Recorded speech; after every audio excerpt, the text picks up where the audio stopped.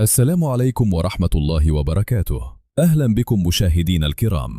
قبل الخوض في تفاصيل الخبر، يرجى الاشتراك في قناة أوقات نيوز وتفعيل الجرس ليصلكم كل جديد أولا بأول. في تطور يثير الكثير من الجدل والتساؤلات في المنطقة، تتجه الأنظار نحو دمشق، حيث أعلنت السلطات السورية بقيادة أحمد الشرع عن حزمة إجراءات جديدة لتنظيم دخول الأجانب إلى الأراضي السورية، قرارات تحمل في طياتها رسائل سياسية وأمنية وتضع دولا بعينها تحت المجهر. في مقدمة هذه الإجراءات فرض قيود مشددة على مواطني دول المغرب العربي، إذ أصبح مواطنو المغرب والجزائر وتونس وليبيا مطالبين بالحصول على موافقة مسبقة تعرف ب أو KTP من نقطة الانطلاق، إلى جانب شرط أساسي يتمثل في وجود كفيل داخل سوريا، خطوة يراها مراقبون تحولا لافتا في سياسة الانفتاح، وقد تعكس توجها جديدا في التعامل مع هذه الدول. ولم تتوقف الإجراءات عند هذا الحد، إذ شملت أيضا مواطني كوريا الجنوبية الذين أصبحوا ملزمين بالتنسيق المسبق مع سلطات بلادهم قبل السفر، في حين جاءت المفارقة بمنح تسهيلات ملحوظة لحاملي الجواز الأمريكي، حيث يمكنهم الحصول على الموافقة فور وصولهم إلى الأراضي السورية. أما بقية الجنسيات فقد فتح لها باب الدخول دون قيود إضافية تذكر، باستثناء صارم لمواطني إسرائيل الذين لا يسمح لهم بالدخول تحت أي ظرف، في قرار يعكس استمرار التوتر السياسي المعروف. وفيما يتعلق بالفئات المهنية، شددت السلطات على ضرورة التنسيق المسبق للصحفيين والإعلاميين مع وزارة الاتصالات والإعلام السورية،